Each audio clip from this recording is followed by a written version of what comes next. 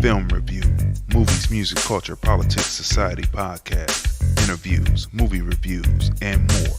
Live Sundays at 5:30 p.m. on Facebook at Crazon Dion. Hey everybody, this is Lunell, the original bad girl of comedy. I'm here at the Link Promenade in beautiful Las Vegas, Nevada, and you're watching the film review. What's going on, people? Wow, look at this. Hold on for a second. What's going on, people? This is an interesting show that we're going to have tonight. It's not what we expected to have tonight. We've been rocked.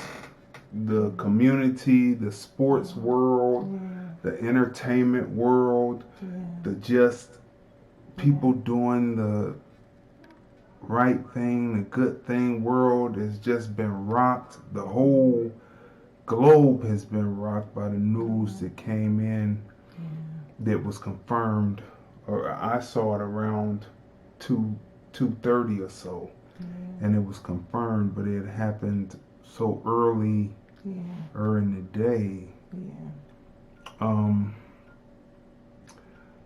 For people who don't know, we're sending our condolences out to Kobe Bryant's wife, Vanessa, Kobe Bryant's family, right? And Kobe Bryant's people, you know, his family, everyone around. And we're also sending condolences out to the fans because we lost a great one today. And it's shocking. You know, it's funny because we have been watching certain films to review today. Right. And so I happened to just look at the Instagram, and then I saw someone say, prayers go up to the family. I can't believe this. And I'm like, and they had a picture of Kobe Bryant, and I was like, what are they talking about? Did something happen to one of his family members? Something happened? Because you would never think. No, never. You would never think in a million years that it would be. And so then when I scrolled up to move down, it had a rest in peace 1978-2020 Kobe Bryant. And I lost it. I lost it. It was like Kobe. I told my wife, I said, Kobe Bryant died. And then I lost it. It was like you never really know what people mean to you. Him being a strong force, not only in the NBA but outside the NBA, having a reputation of a family man and working to help the next generation of people come up to be, you know, seen in the world. And for this to happen, it's like, I mean, unbelievable. It's just totally still unbelievable. Right? And so, you know, this show was going to be one thing. We still have a jam-packed show, but it's just going to be more packed in because we're going to be talking about Kobe Bryant. Everyone's talking about his sports prowess, right? But we want to speak on something more than his sports prowess. We want to talk about his life outside of basketball, right? His life outside of basketball, because there's where the rubber meets the road and you really find out who a person is by what they do for the kids. Right? Like, did you know with Kobe, he won an Oscar, right? For his short Dear Basketball. It was an animated short, and it's titled Dear Basketball. It was based 2018. It was based off of his poem that he wrote when he knew that he was retiring. He wrote the poem, and then he got with a producer and music producer and put the pieces together of animation and everything. Yeah. So we want to run this down to you as we talk about Kobe Bryant. And this is the first thing. This is the biggest blurb.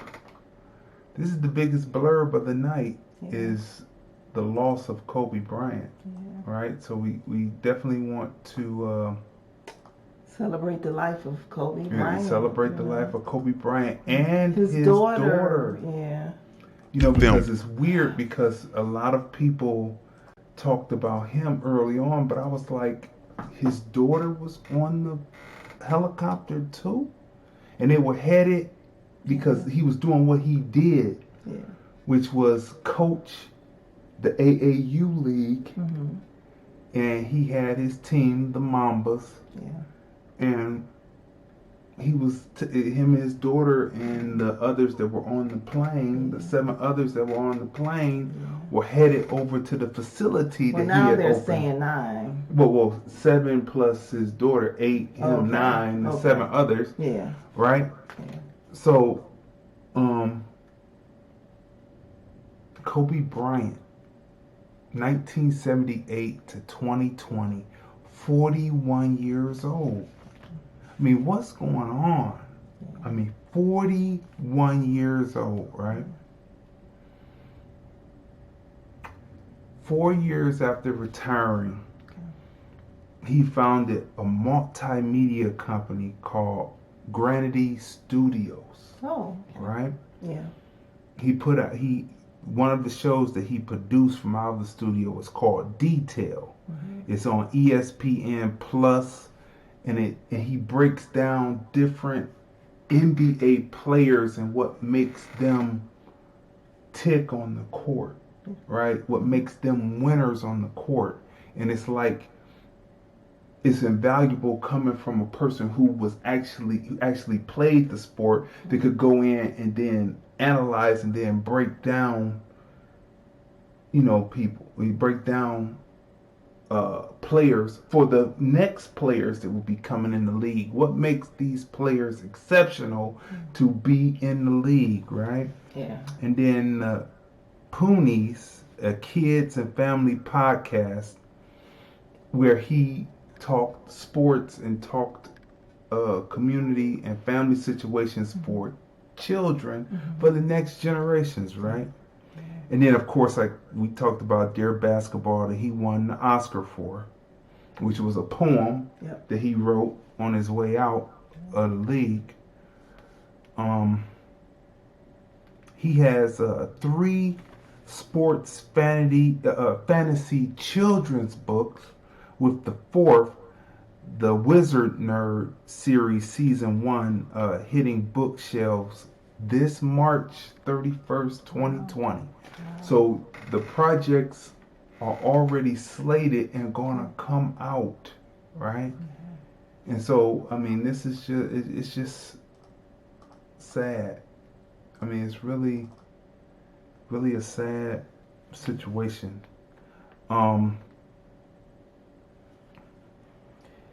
He employed people.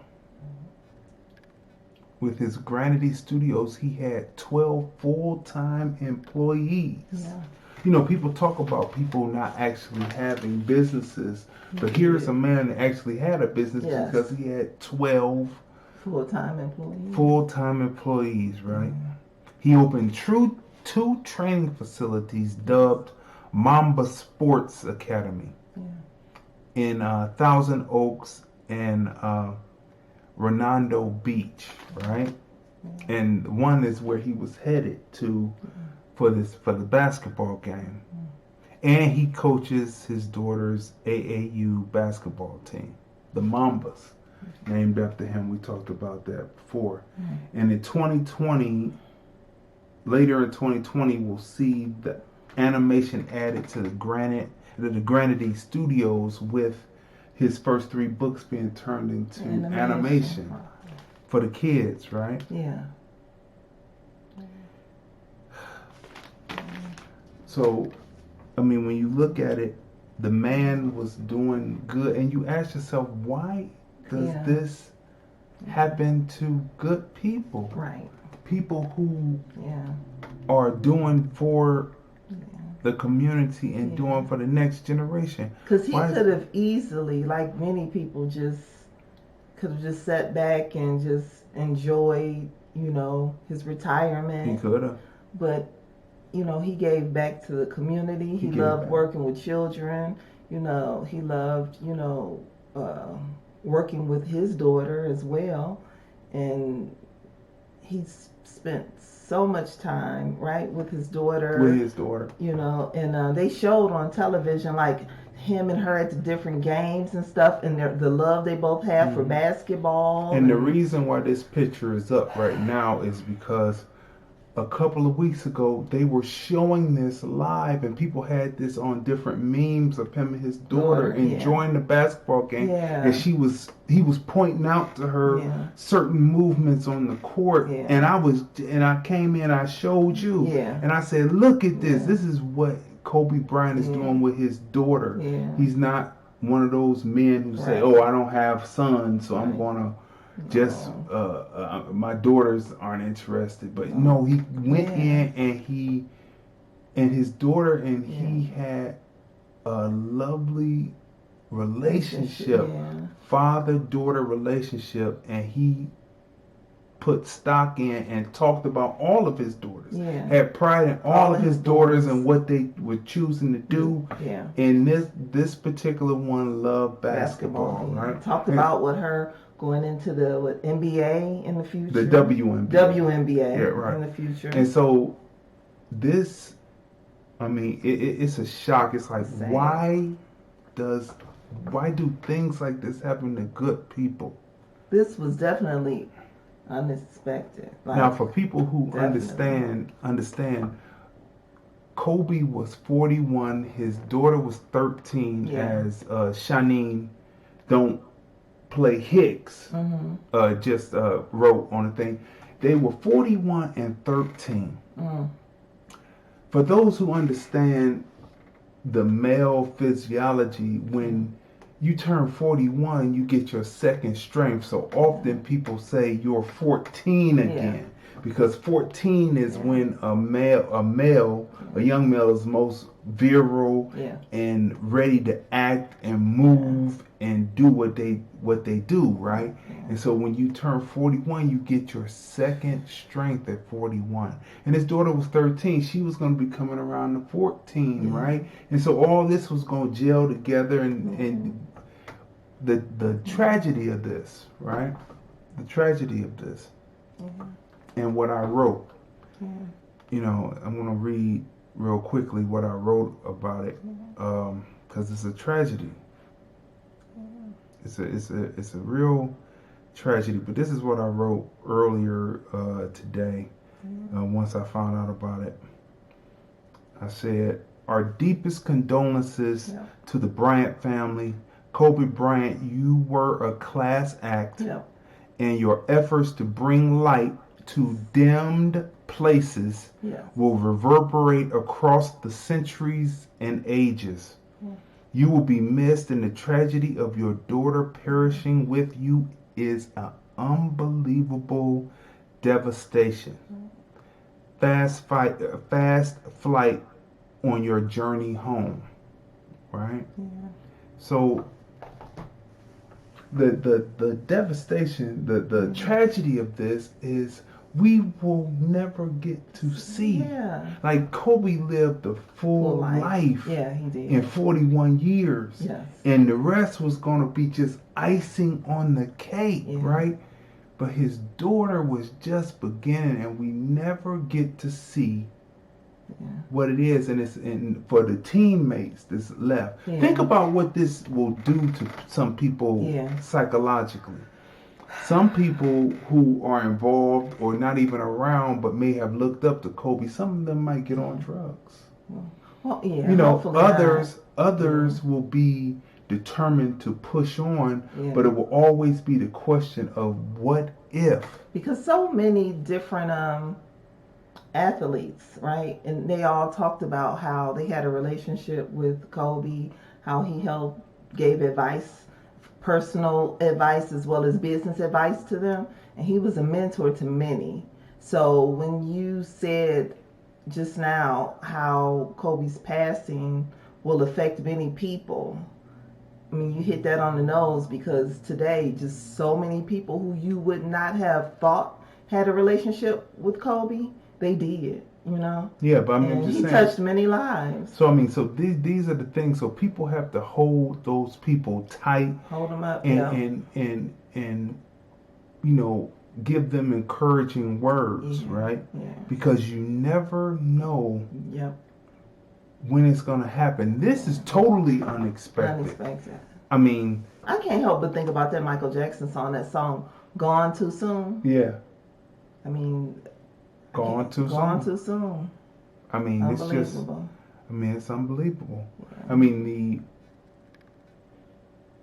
no one expects this, man. No one expected this. Because Kobe Bryant was not the type of celebrity that was always in the social media, always, you know, every time you turn on the Instagram or Facebook and all of that type of stuff. He didn't need attention like that, right? Yeah, he didn't need attention like that. When you would see Kobe Bryant on social media, it was for a reason, right? So either he was like promoting something, or they would capture him and his daughter or his family spending time together, or the sports making sure it's something business, for the kids, right? So you know, you just would not have dreamed that this would ever happen, because you wouldn't expect someone that young, for one thing, right? And he wasn't ailing, right, or anything, so you wouldn't expect that. So this came totally out the clear blue, right? So when I scrolled up and saw that, I mean, I was totally just outdone. And then you start to get into speculation, and you start to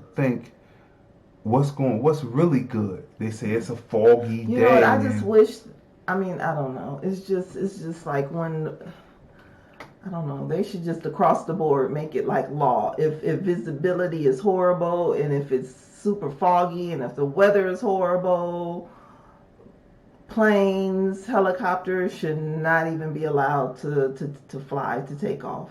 You know, they said the visibility was really, really bad in Calabasas. Yeah. Lots of fog. I'm trying to figure out, the pilot should have known how to navigate through that. The people on the news were talking about it had the navigation software in it to be able to navigate the mountain. It seemed like as low as it was flying. Right.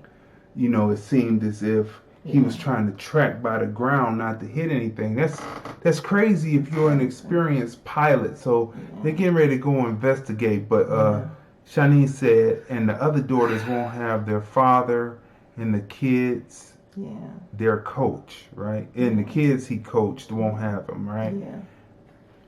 The newborn. Shanice said, I was waiting for it to be a hoax. Yeah. Yeah, I mean. Because that's why, you remember I said, well, wait a minute, let me look a little more. Let me find out. Let's make sure this is true.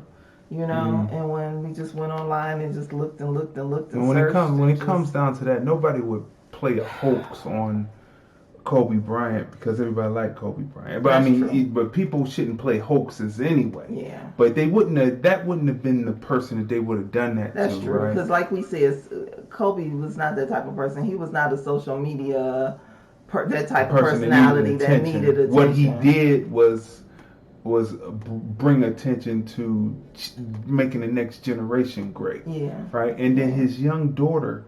His young daughter will never know their sister, her sister, or her father. Yeah. That is a tragedy. But luckily, they have tons and tons of footage, and I believe there's a documentary. On him. So. Yeah, they did several, but that's not like having the person there. That's true. The person, like all the other daughters, got a chance to have time with them. Memories, right? Memories. She won't have any, so then we have to look out for her and make sure that she's well adjusted. Right. Right. Right. It's really sad, but we can celebrate his life because he has created creations that will continue to come out and will be influential to many for the ages. That's true.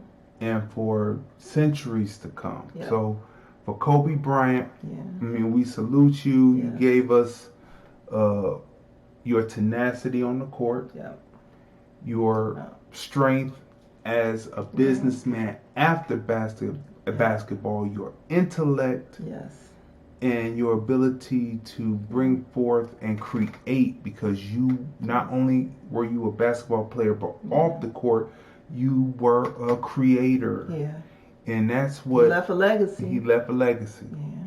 I do remember seeing, like, years ago, like, on the documentary, well, we know that Kobe, you know, spoke 3 languages. But growing up, you know, while in elementary school to middle school to high school, excellent student, excellent grades. He was an intelligent person. Yeah. And so, I mean, actually, he secretly spoke 3 languages, but they said he may have spoke more. Oh. As he was conversing with the different teams at the Olympics, speaking in their languages. Yeah. So the person, and he was learning Mandarin, right? Okay, see. And well, you know what was great though, on a high note, is just today, like all of the different people, like you said, speaking of different people who spoke different languages and different types of sports, like everyone has something wonderful to say about Kobe and how he touched their lives. You know, just different people like all over the world, right? Yeah. So, I mean, he had so many different organizations and charities beyond the United States, right?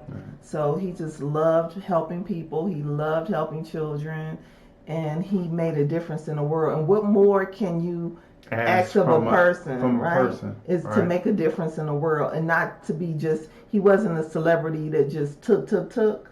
He gave back. He gave back. So what more can you ask for? What more can you ask for? So that is the biggest blurb of the day. Right. And so let's move on to, let's say one more time, 1978 to 2020. Life cut too short, too soon. Gone too soon. Kobe Bryant. Number 41. 41 years old. Number 24. Number 8. But beyond basketball, a businessman that looked to cultivating the minds of the next generations and the next generations. And that's what we've always been said that we wanted. And I just don't understand why the good keep getting cut short. What did Shanine have to say? Shanine said, just like they thought Rick Fox was supposed to be on the plane and he wasn't.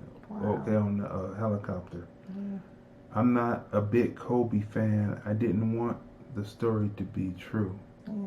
I'm not a big Kobe fan, but I didn't want the story to be true. Not a joke, but waiting to make sure it wasn't true. You know, a reporter said that on the news today.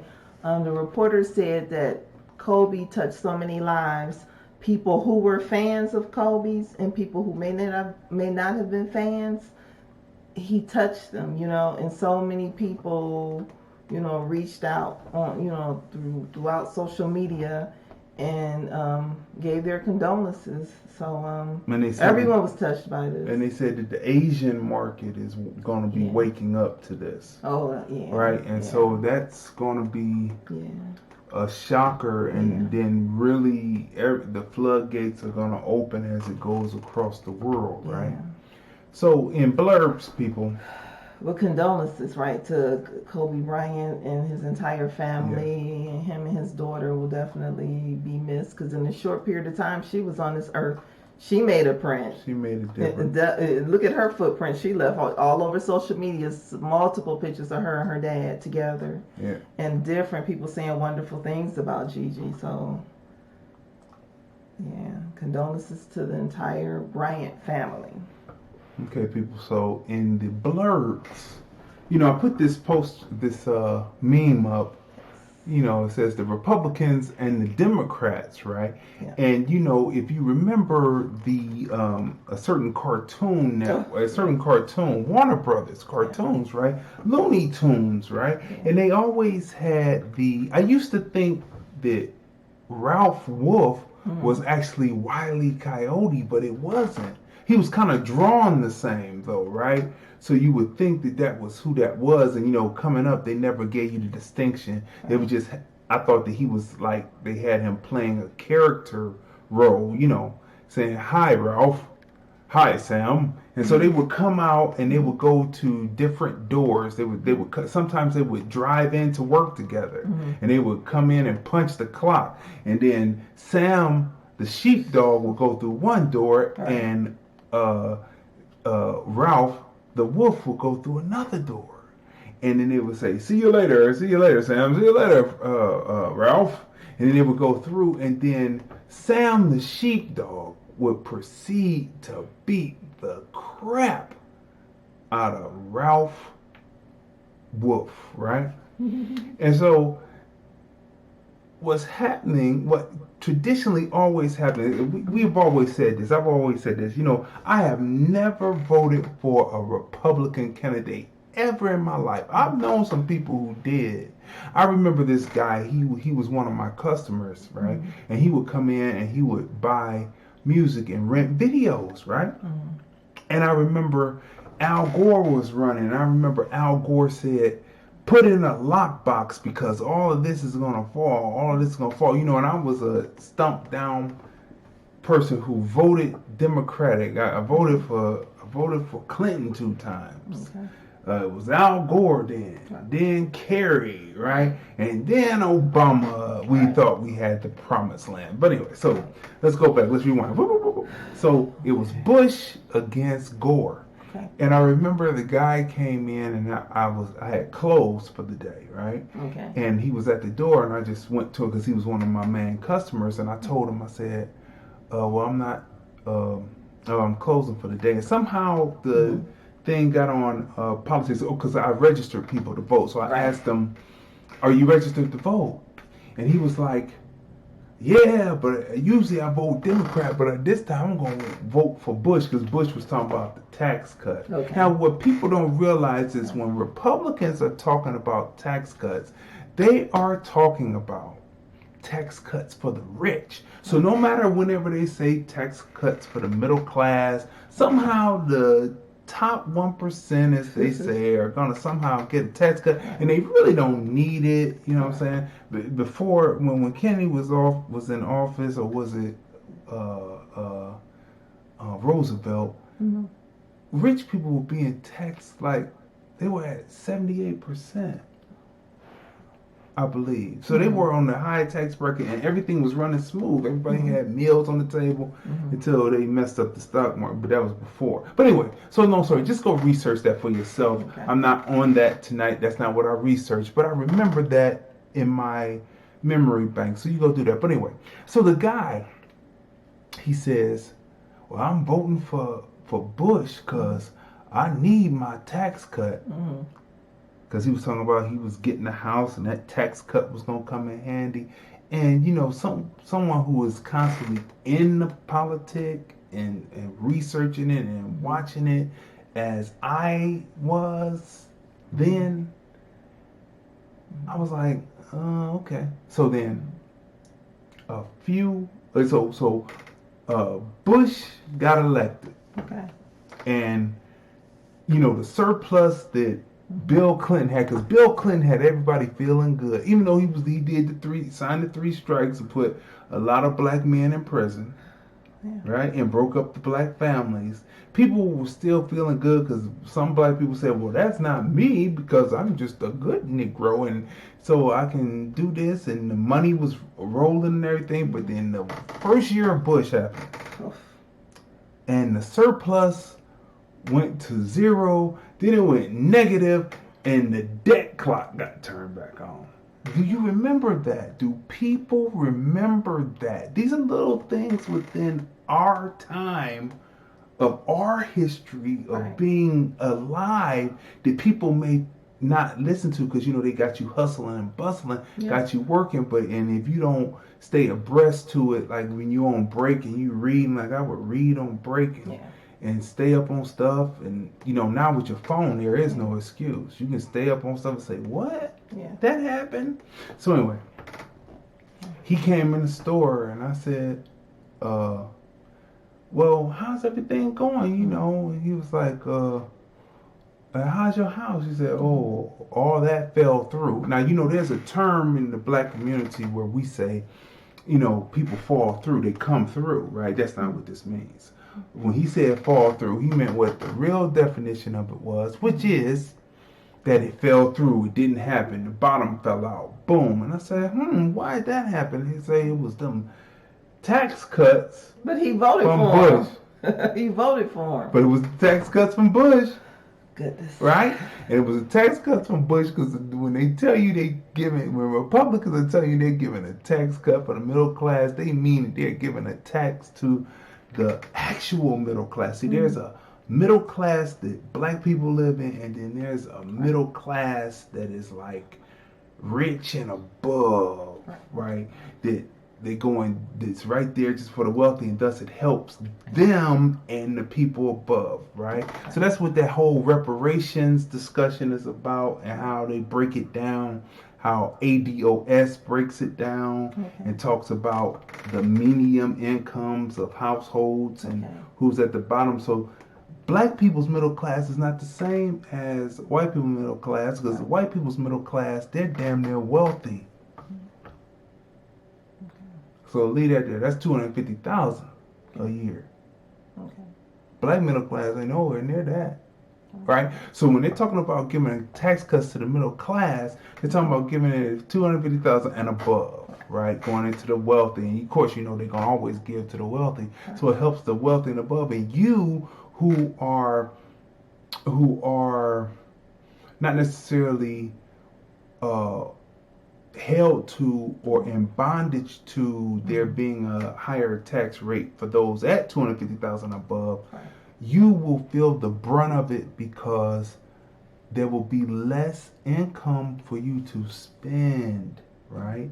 And the lending will dry up because the tax cut, and they're not spending any money. So it's all within there. You can figure that out for yourself, but that is true indeed. Economics without me being an economist, but that's how this works, right? So he said that all fell out, and you know, because Bush got in there with those tax cuts. So now, people, you see, that's when I knew that the Democrats were weak, because Al Gore was always telling this, right?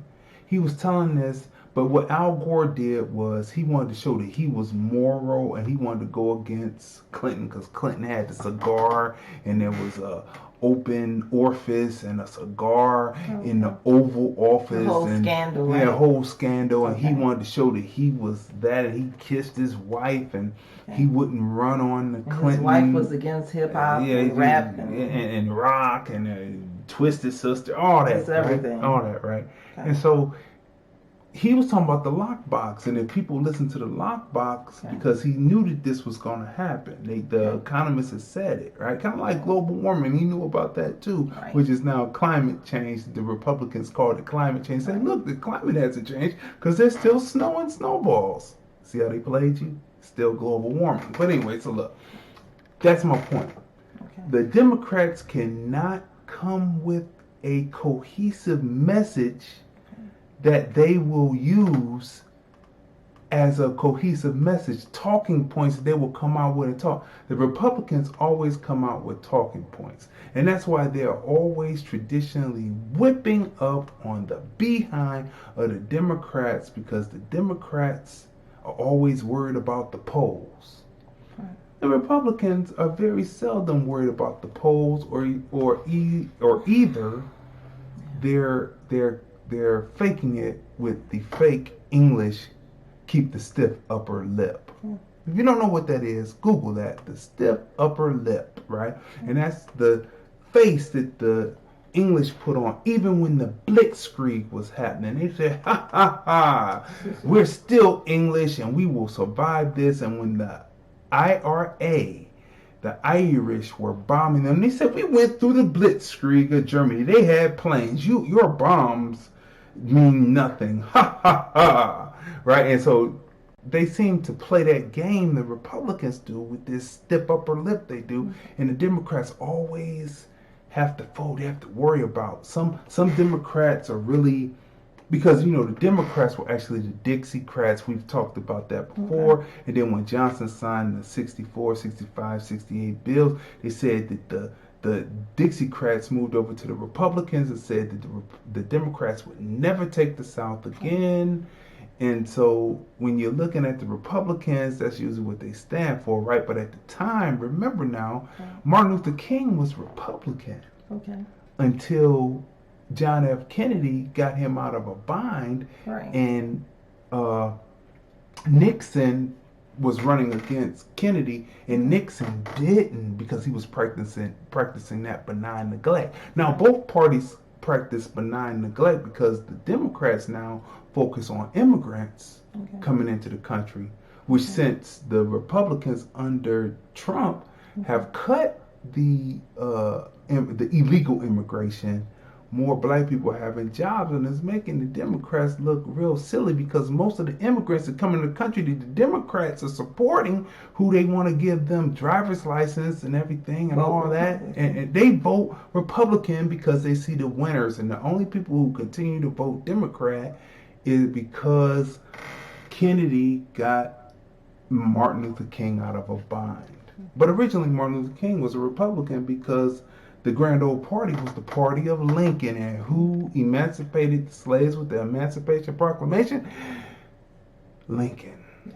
So that's a quick thing. So now we're looking at the situation happening in the Senate right now.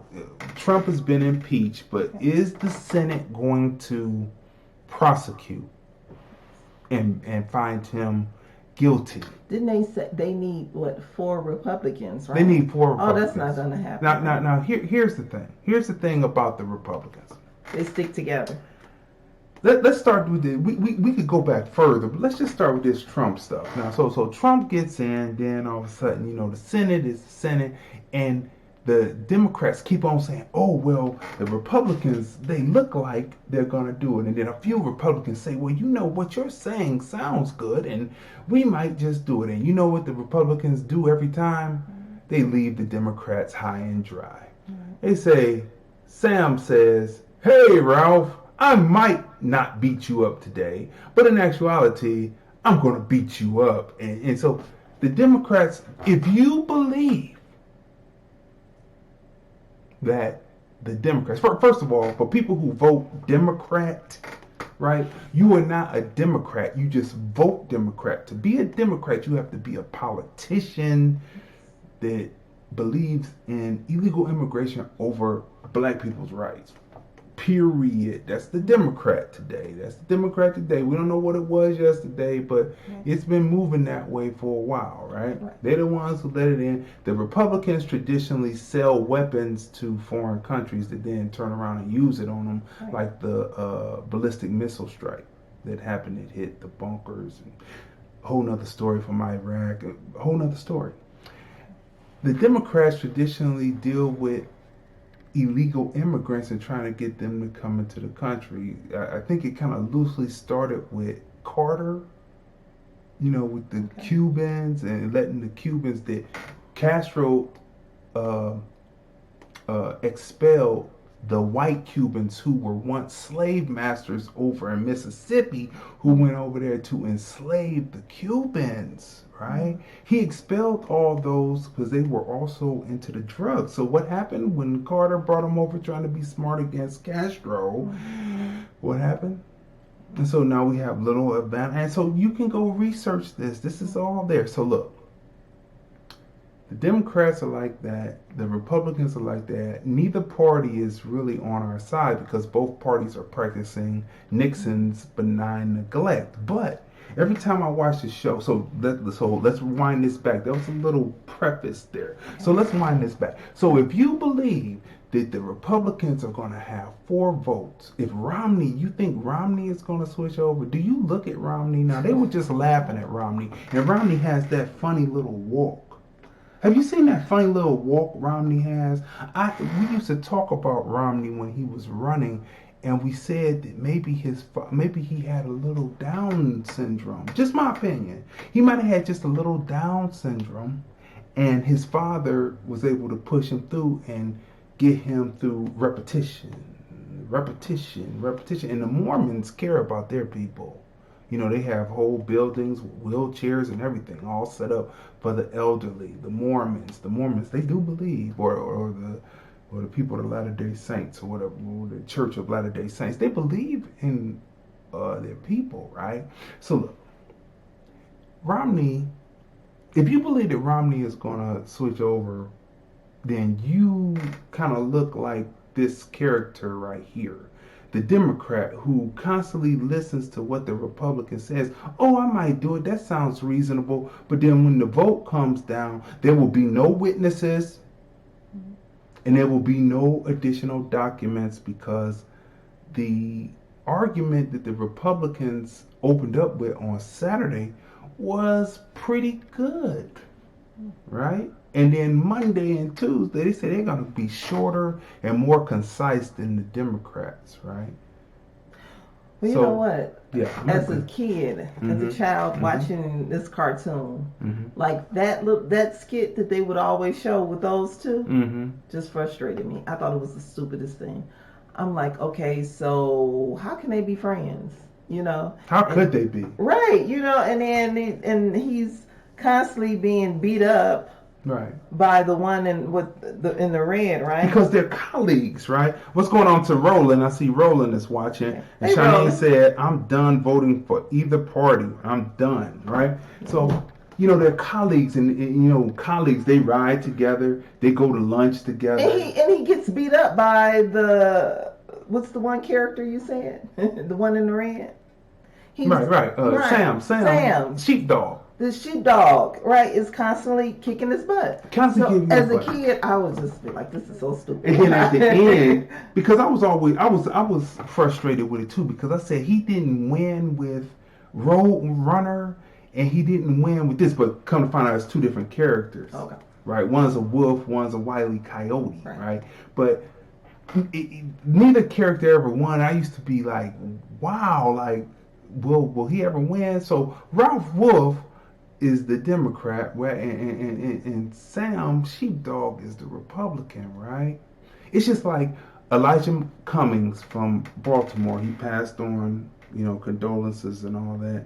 But he had the nerve to say in one of the hearings that one of those Congress persons on the Republican side was his friend.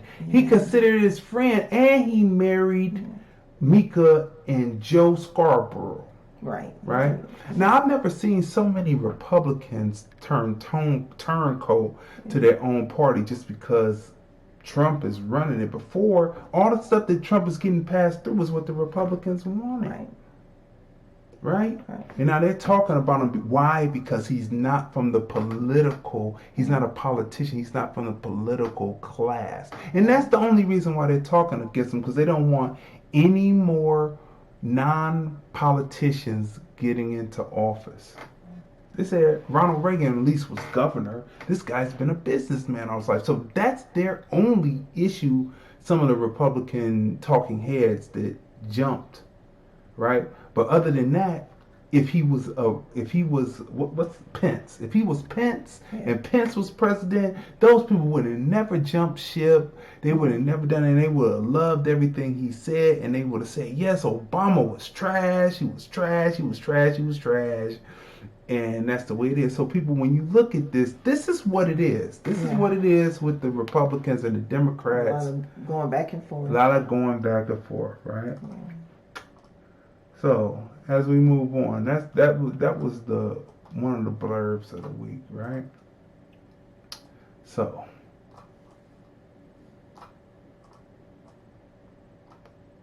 let's say this first, so that we can do a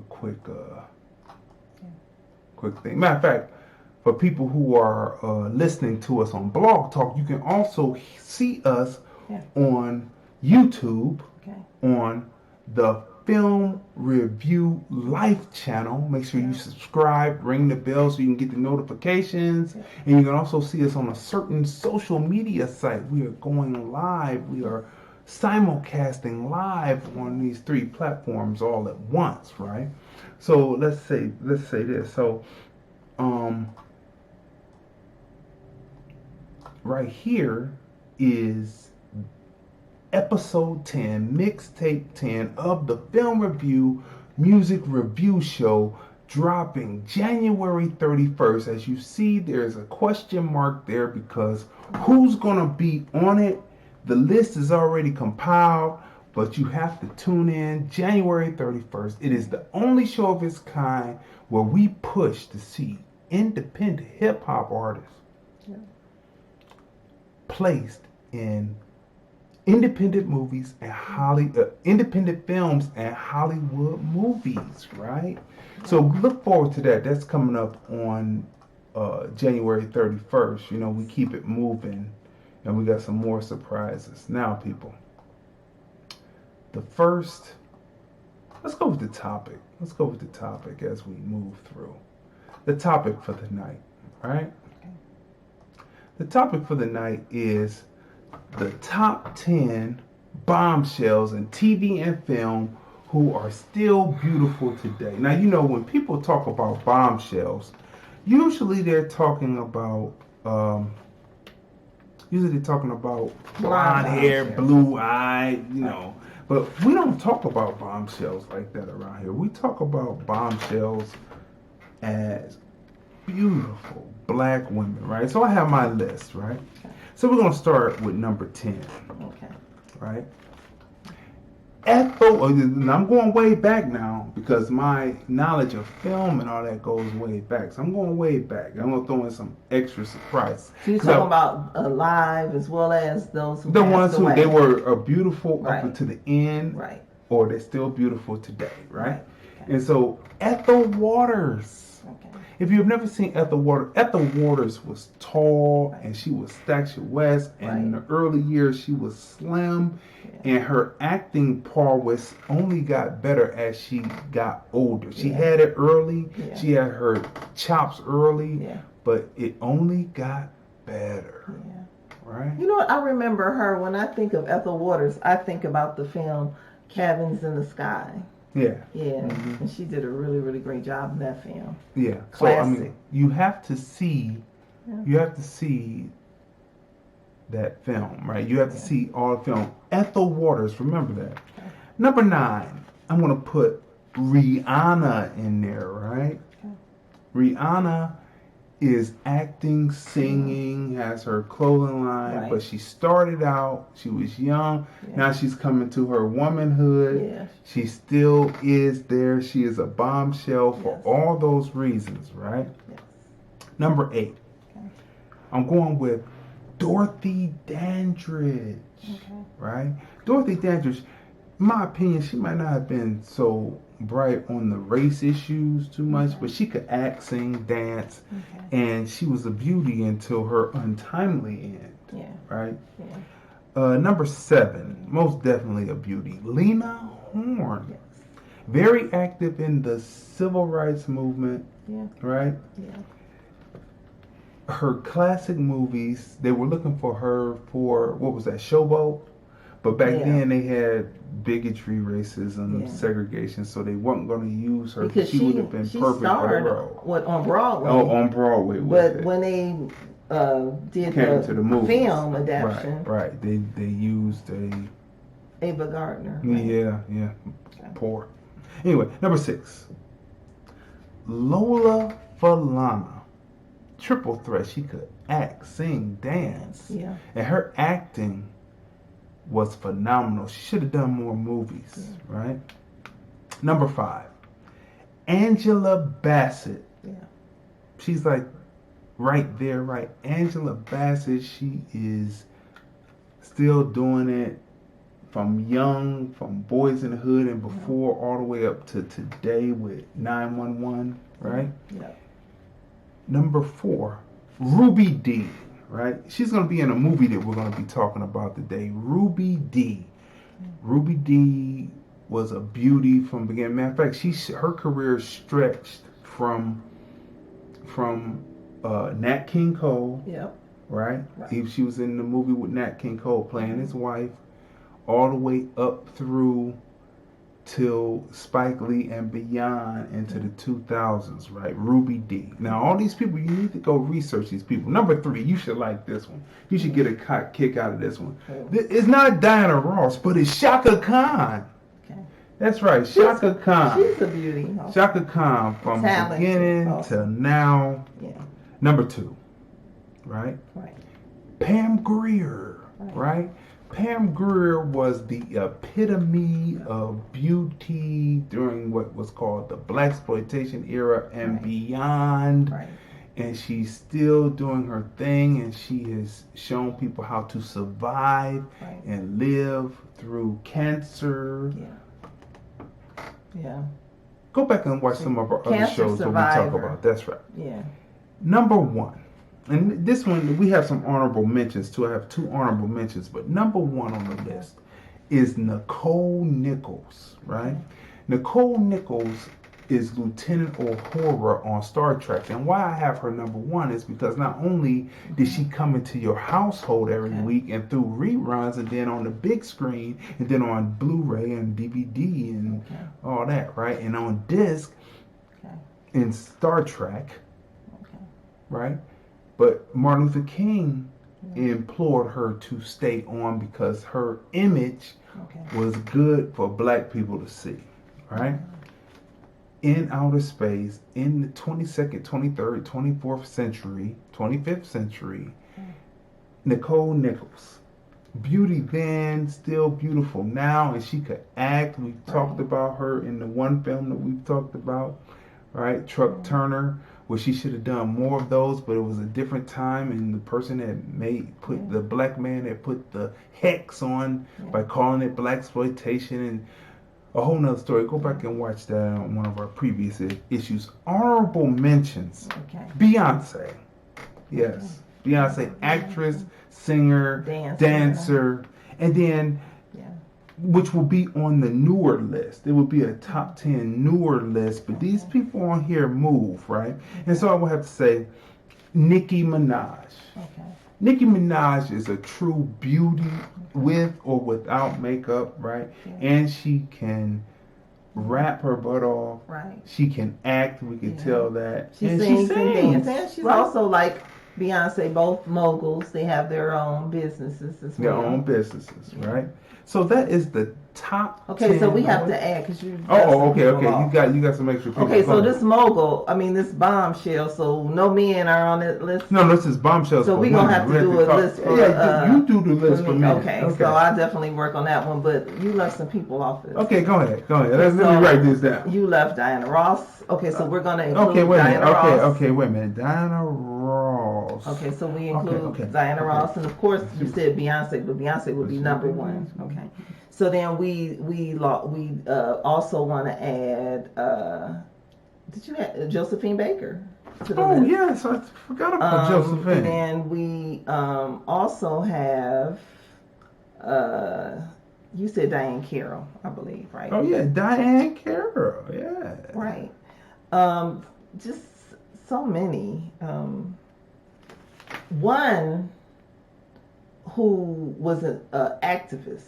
Right, okay. And many may not know her, but we know her. She was in the 1934 adaptation of Imitation of Life. Okay. So Freddie Washington. Okay, Freddie Washington. Yeah, and she was. Yeah, it's the 1934 version of Imitation of Life because there are 2 versions.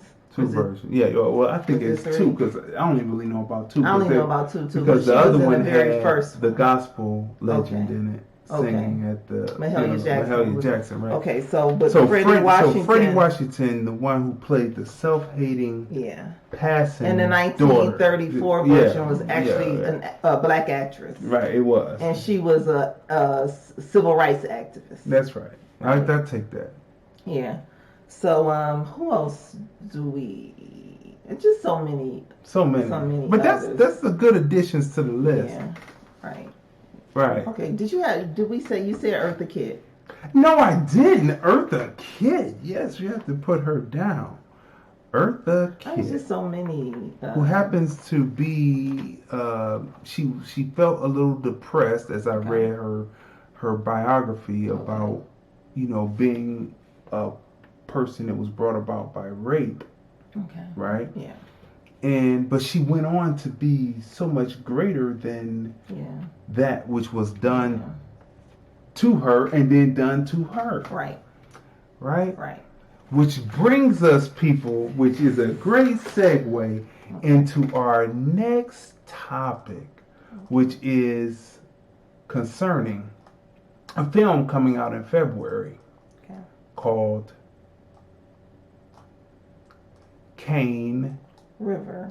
And before we get to Cane River, did you have Cleveland's Own on that list? Who's Cleveland's Own? Okay, now there's a debate on if I really think that I'll put it down there, but if I really think that Halle Berry is a beauty.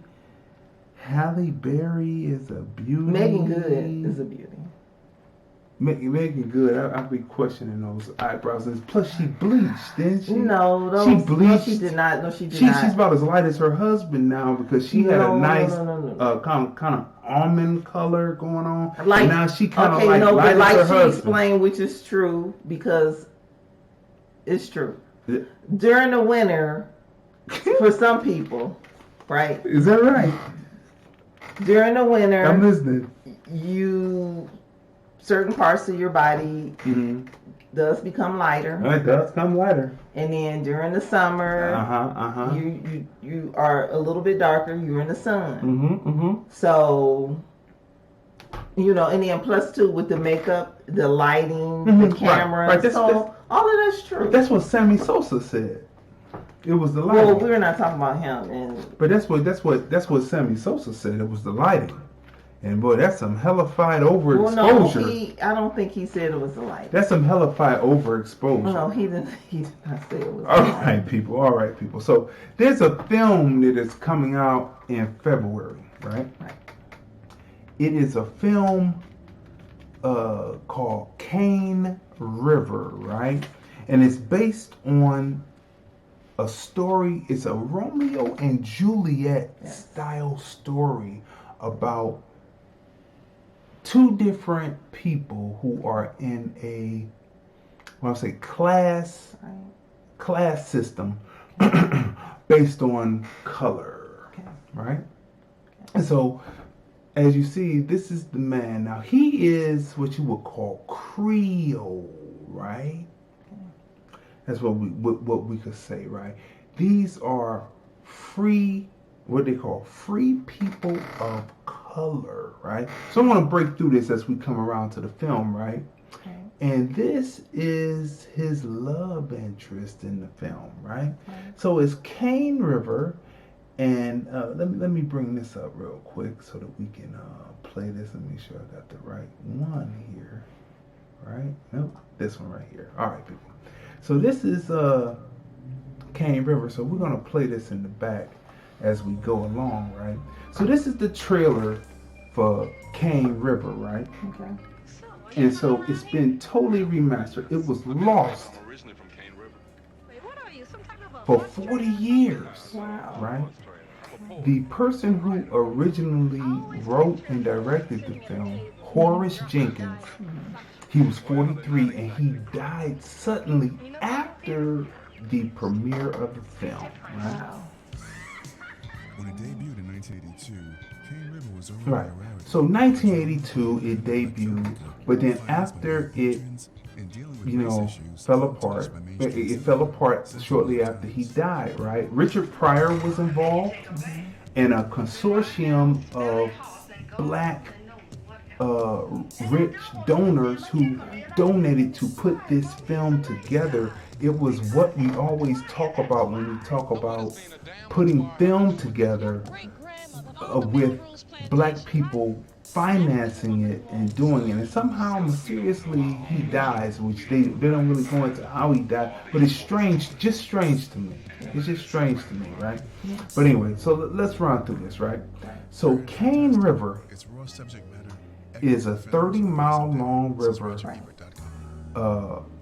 formed from a portion of the Red River in Natchitoches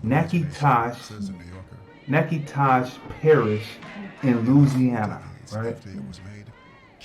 Natchitoches Parish was formed in 1805, right? The heart of the Louisiana Creole community. Let me pause this real quick. So Cane River, right?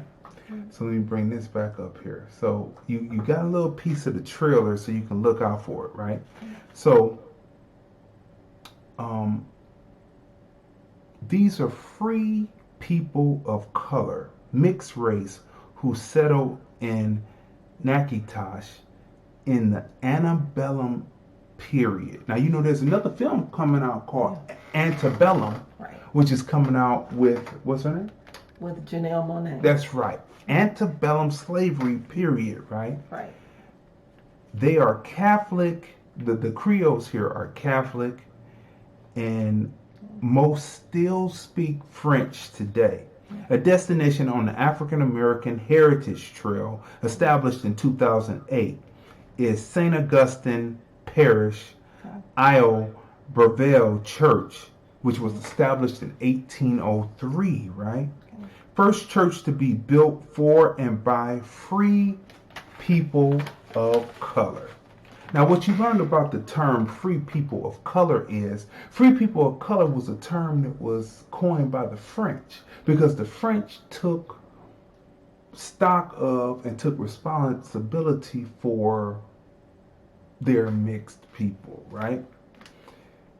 So let's go back a little bit. 100 years before, the land was populated by natives of the land, and we know how that went, right?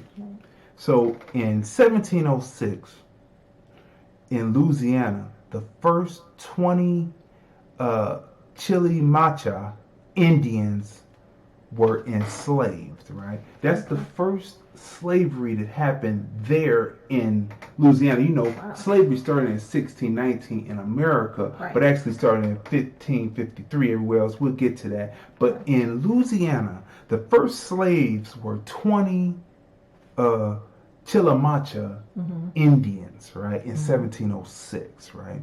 In 1710, the first enslaved Africans in Louisiana were captured during the Spanish Succession War. Now, you know, the Spanish and the French were battling over Louisiana.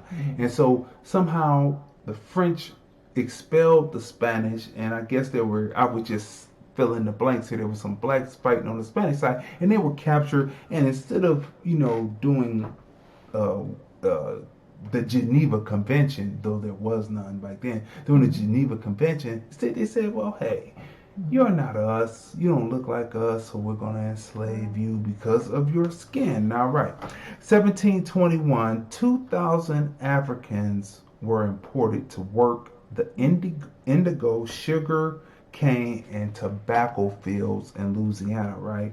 In 1850, slaves made up almost half of Louisiana's population. Now, when you were almost half, that was the time to get involved in trying to secure your freedom, you know, when you were half, right? So in 1860, there were 332,000 enslaved men and women. The men were skilled people of color, carpenters and blacksmiths, and the women cared for the households of the slave masters and their children, right? TMZ has an interesting film, and we just happened to see it on TMZ, which happened to all play into this. And let me bring this back, right? So it all played into this, and it was so funny that we would be seeing this. So shout out to Blaxploitation France for having this up, right, on your YouTube page. It's Portier and Belafonte, and they're in a film called Buck and the Preacher that came out in 1971. Great right? film. It describes what happens when those skilled artisans and skilled women who kept the master's house and children left headed west to settle a new life after 1865 and the Emancipation Proclamation. We talked about that earlier, right? So as you see in this trailer, right, and what you see in the film is, it was not just Confederates who didn't want to have life change in the South. This guy right here is an ex-Union soldier, still wearing the Union uniform, who goes into different people's caravans, shoots them, burns them up, kills up people, makes sure that they burn up any food that they had, and tells them to turn around and go back to Louisiana because there's plenty of good work for you there. And these people wanted to go out west and do it. So, Clint and, not Clint, Harold Belafonte and Sidney Poitier, Sidney Poitier, and the preacher, Harold Belafonte, take it upon themselves to make sure that the people get through to their destination. Right? This is a great film. And so it is a great film, and it is historically based, right? Because in actuality, blacks built everything, and there was very little work being done by those who enslaved. So you see, this is a film worth seeing, and it tells a story. Yeah, so definitely check out this film. But what? Buck and the Preacher. That's right. So, Buck and the Preacher. So you see, there's some give back in this film. Sidney Poitier directed it, right? And there's some give back in this film. There was a white director on it, but Sidney Poitier, who had got the movie greenlit, didn't like where he was going. There probably was going to be some buffoonery in it, and he was going to show the white man winning, and he said, "Oh no, we're not going to do that. Yeah. We're not going to do that." And this is one of 9 films directed by Sidney Poitier. Right. Mm-hmm. But what Cane River really deals with, and what Buck the Preacher really deals with, right, is the class distinctions based on color, right? You have the griff, which is 3/4 black and 1/4 white, or mixed black and American Indian, right, blood, right? Mm-hmm. So that's what we're dealing with in both of these pictures, right? Now, a quadroon is 1/4 black by descent, just 1/4 black by descent, right? An octoroon is 1/8 black by descent. So the less black blood that you had, these were distinctions that were made, and that's what Creole was made up of.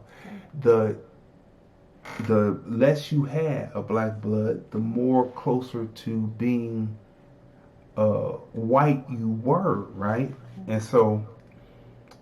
And that leads into how Creoles owned slaves, or to be more specific, how free people of color, a class distinction created by the French in the French West Indies and Louisiana, how these Creoles owned slaves.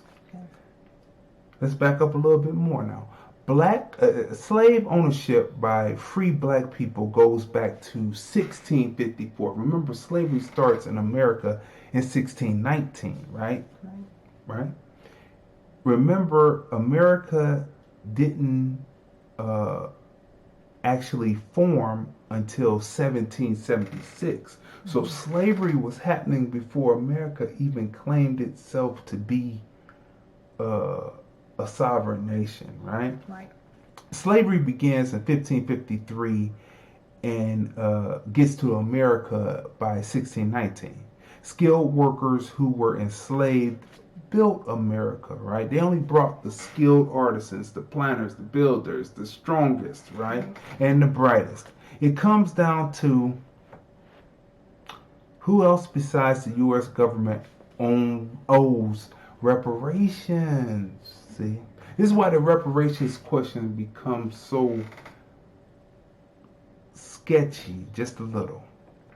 When I hear black people say we don't need it, possibly their people were some of the people who owned slaves. Okay, so that's why you said it becomes sketchy. You're saying what makes it sketchy are the people who feel that black people shouldn't receive reparations. What makes them sketchy is that they could possibly have been some of the descendants of those slave who owners. Were free people of color. Okay. Who owned slaves. So you said that makes them sketchy. Starting way back in 1654, because each generation there were always, for some reason, I don't know why the slave masters would do it. Maybe they fell in love with the people, but they said, "I'm going to free you," and there would be free people of color who had money, who owned land, who owned slaves, because the whole thing of slavery was black people. The slave was the property.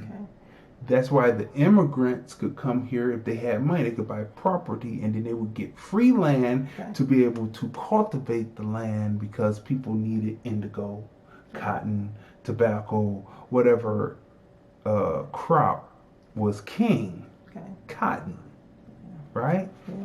And so each generation, each 50 years, there would be free black people who had money and were able to purchase property, which was the slave, to get land. You see how this goes? Yeah. Right. Answer to number 1. The free people of color who own slaves, their descendants owe reparations. The U.S. government owes reparations. The Spanish owes reparations. The French, the Dutch owe reparations. The Igbos over there in Africa, who sold their people and people who they enslaved from other tribes into slavery, they owe reparations. This is why so many are against American blacks receiving reparations, because even Jewish people owe reparations. And they know this because they have the charts and they have all of the records better than we would, right?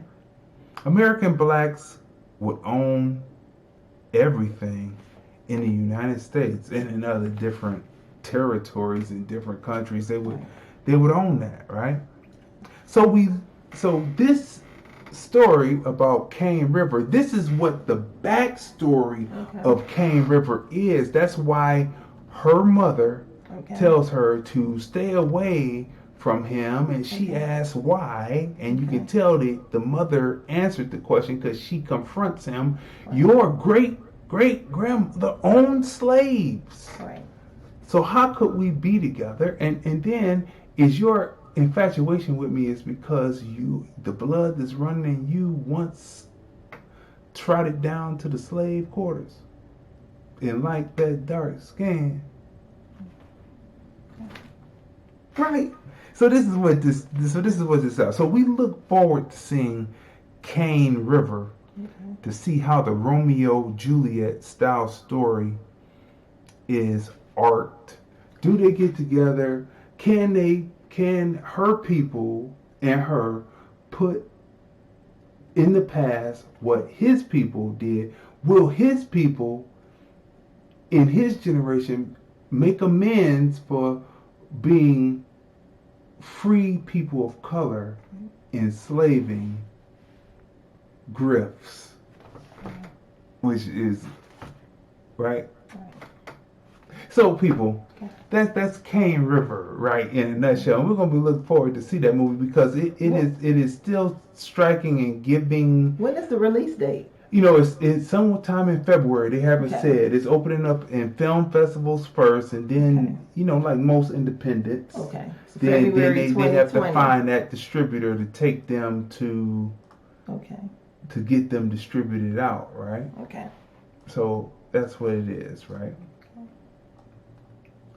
So people, Now we come to our last movie for tonight. We gave you an education lesson. We gave you a little education there on what was happening with that, and you can go back there and you can go research that, and you'll say, "Dang, there were black people who owned slaves." Just kind of like changes up the story just a little, doesn't it? Just you learn something new every day. Well, you learn something new every day, and these people stayed rich and still stay rich and still own the land, right? While the other blacks that were enslaved were freed, and then they went out west and they were put through all kinds of hell. Okay. Bucky and the Preacher describes that. So these are movies, Hollywood films, and independent films can put the pieces together for you if you know what you're looking for. So definitely, again, check out Buck and the Preacher, starring Harry Belafonte and Sidney Poitier. Directed by Sidney Poitier. Distributed by Columbia Pictures. Yes. But you know what happened? The black people back then did not support the film, so it broke even, but it cost Sidney Poitier a film deal at Columbia because people weren't ready to see a black man. They say black people weren't ready to see a black man actually ride off in the sunset on a horse. They were ready for Superfly in an Eldorado, but not necessarily on a horse. You know, it's all in marketing, so they probably didn't push the project. They probably didn't push it because it was telling too many truths.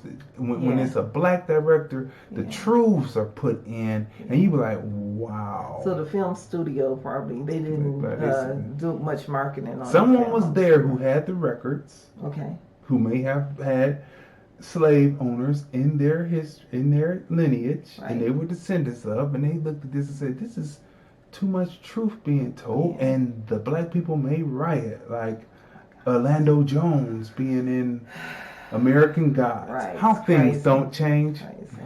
Okay, people. So The Gentlemen,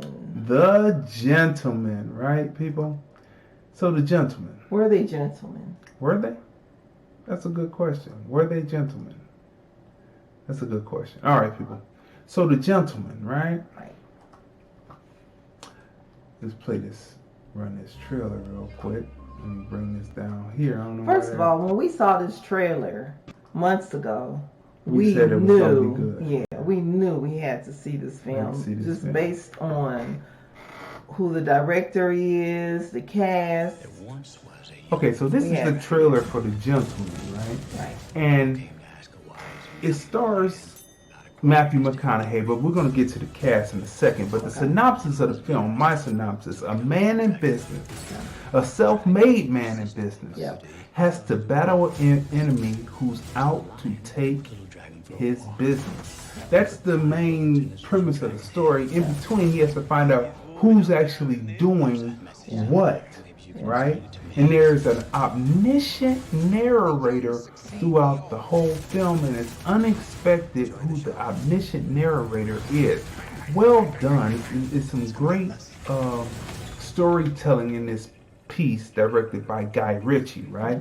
So starring Matthew McConaughey as Mickey Pearson, right? Charlie Hunnam as Ray, Michelle Dockery as Rosalind Pearson. That's the wife of Pearson, right? Yes. Colin Farrell as Coach. He plays a pivotal role in this piece. Pivotal. Yeah. Hugh Grant as Fletcher is also another pivotal player in this film, right? And Henry Golding is Dry Eye. Yeah. Right? Right. Dry Eye is quite a character. Quite a character, right? And then you can go through some of the other extra cast members. I went through the main story. Okay, Jeremy Strong, Eddie Marson. We know Eddie from Ray Donovan, as well as other films, right? Lynn Renee, Elliot Paulina Sumner, Bugsy Malone, who plays Ernie. I believe he plays one of the toddlers in the film. Yeah. Samuel West is in the film. Franz Drumming and Tom Wu and Tom Reyes Harris. Right. So the toddlers, when you see who the toddlers are, you will be pleasantly surprised. Okay, people. Cinematography on the film. He's a rapper also. Yeah, he's a rapper, and there's some flowing in this film, right? Cinematography 10. Okay. The edit is non-linear. Beautiful storytelling, non-linear. It takes you into flashbacks and brings you back to the action happening on the screen in real time. Right. That's a 10. Yeah. The camera movement, 10. Yeah. Storyline, through line is a 10. Yeah.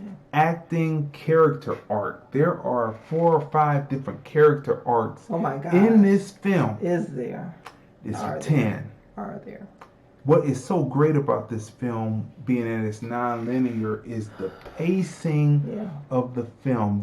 It starts out, it sets up, it takes the first 10, 15 minutes to set up the film. Right. And you're sitting there. But then something happens, and then the story is told by the unreliable, let me say, he's an unreliable, omniscient narrator. Okay. They're very, very well done combining 2 different narrators together. Yeah.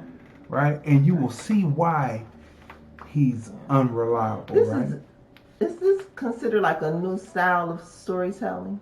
I don't know. I think it might like a twist. Like we kind of said it kind of gave us a Pulp Fiction feel, but then there's like a little, Guy Ritchie puts his own touch. Right. On the film also. Right. But I don't know. I felt like a new style of filmmaking. New style. I agree with that.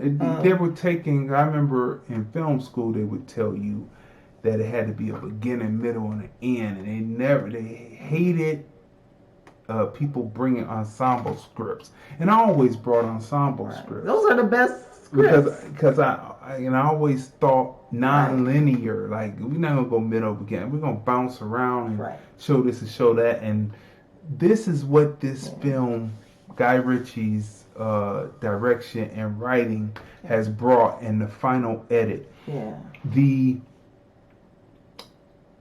There's certain things in it that you will totally enjoy. You're gonna enjoy the whole film. You will. But there are twists and turns in this film until the very end, right? And just when you think the hero has finished up and gotten away, it starts up again. So you have to go see this film. You know what? I think for me, this is like the ultimate like gangster film. Like, people say, there are many people who like Scarface and like The Godfather, like all 3, right? The Goodfellas, Casino. This film right here is up there with those. Like this film, this is a really great film. I mean, the acting is superb. Like each character has a, you know how each film, like not in every film, in great films, one of the characters will have a memorable line that's like, when you hear that line, you know what film that you're going to attach it to.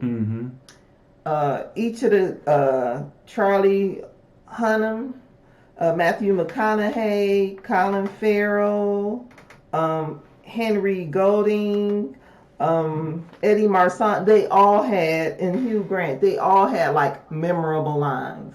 Like throughout the film, one of them is going to say something that's going to leave your mouth open like, what? I can't believe it just said that. Like the writing is like superb. Yeah. I mean, you think that the film is going in one direction, but then it actually goes in a different direction. And the humor is great, and you find yourself laughing at stuff that like you think you shouldn't be laughing at because it's like, I can't believe because is there a racist trope in this? We're gonna get to that, but let me tell you something. There is a scene in the film that is Guy Ritchie's ode to Pulp Fiction. Yes. John Travolta and Samuel L. Jackson. Yeah. They go to don't give it away. But this one particular scene, right? Because if you've never seen Pulp Fiction, you should definitely watch Pulp Fiction, right? So John Travolta and Samuel L. Jackson as two heavy gangsters go to a certain place and something happens, and there is a ode to Pulp Fiction in this film, but it is definitely Guy Ritchie style. Now, is there a racist trope in this film? Is there a racist trope? Well, yes, there is. And Guy Ritchie masked it by... Are there multiple races? No, like he gives it to everybody. I'm not worried about everybody. Okay. I'm only worried about us. Spoiler. I'm not going to tell you any scenes, but spoilers. Okay. The black people are shown as inept in the film. Okay. And that's what I'm going to tell you. That the gangster heavies are inept to the film and they need assistance. And that's why I would say to that is the biggest racist trope there. And we also they can't get it done. Mention like the Chinese also. Oh, I'm not worried about the Chinese. Let them worry about that because they. But anyway, you'll see that. Listen, people. So, what would you rate the film? The acting, the scenes, you said racist tropes, but see, I didn't see any racist tropes. Especially in the boxing gym when he outminds the other. I'm not giving it, but he outminds the other and says, "That's not what it is. That's not what it is." Okay, well, you know what? Okay, that's some old classic. I give the film like a 10. I didn't see any racist tropes. What I saw in the film, like I said, it gave me a feeling of a gangster film with a twist of like hip hop, right? So it's not the traditional gangster film. This is more like a stylish film, right? Stylish film. So there's a lot of style in the film. There's a lot of swag in the film, and everybody gets it. So when I say everybody gets it, like everybody gets a little piece of it. It doesn't matter if you're Caucasian, if you're Asian, if you're black in this film. Everybody gets a little bit of it. So everybody gets shitted on. So I didn't see any racist tropes in it. But the film it's a great film. If you're a film lover, you will enjoy this film because, like, it takes you all over. I mean, it's not predictable at all. I mean, the acting is superb. And what I like one of my favorite characters in the film is, it was a few, let's just talk about two. One of my favorite characters in the film is the character Raymond, right? Okay. And Raymond is really, like, laid back, you know. He could be a pretty cool person if you are a good person. Right. If you're a bad guy, he's going to bring it to you. He's going to bring it. 150%, right? Yeah. So, one of my favorite characters in the film, he's unpredictable. Because you think he's like laid back woman, and then the next minute something happens, and you're like, where the hell did that come from? Another direction. Right. Not giving the film away. Like, one of my favorite characters. And then my other favorite character is I can't think of his Colin Farrell's character. He's Coach. The Coach. Great. Him and the toddlers. I love the toddlers. So you have to see this film. Like, this film is, we left out of there. I think you asked someone, people. They said it was dope. They said it was dope. Like, in the energy of everyone in that theater, right? And it was a diverse group of people, right? And everybody was just like cheering for the characters. They left out the theater with a smile on their face.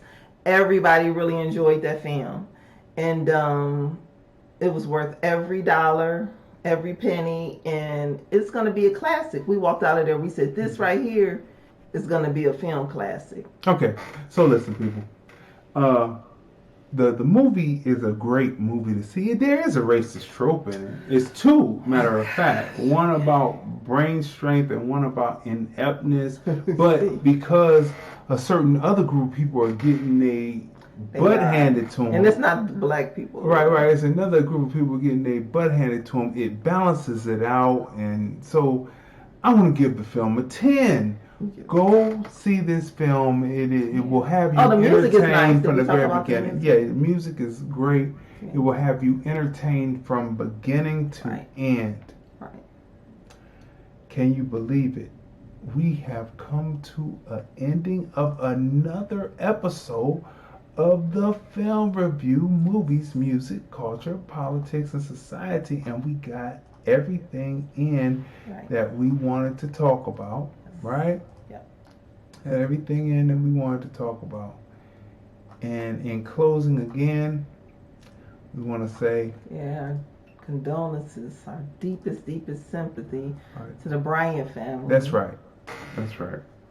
And so people, in closing, we have seen some situations happen, and we have come on the air during situations, but this, and it's something about LA, man. This and Nipsey Hussle. We came on the air when Nipsey Hussle passed. It's a Sunday also. It's always a Sunday, right? So we want to send our condolences out to the family, to the fans, to the friends, to the colleagues, to the athletes, to his wife, to his children, his cousins, everybody, nieces, nephews. Because you know what? We know what it's like to lose like a parent, right? Yeah. But we lost our parents. We lost the parent as an adult. Right. But his children, they're still growing. They're not adults. So my heart really goes out to them, because it was difficult for us as adults to lose a parent, let alone a child. Because that's one thing I thought about, like when my mom passed, I said, well, I'm glad that I had her as long as I did, because, I met someone who her mom passed during childbirth. So when she came into the world, her mother died on the operating table and her grandmother raised her. Right? So we, just to be grateful for the time that, I did have, with my mom up until adulthood. But my heart really goes out to his children. Yeah. Because they're losing their father so young. So people, this has been another great episode of the Film Review. Movies, music, culture, politics, and society. We are the husband and wife team. I'm Crazy D. Tracy. I'm the voice of the filmmaker. My wife is the voice of the critic. And we review movies, music, culture, politics, and society. And we will see you next time on the Film Review. The Film Review.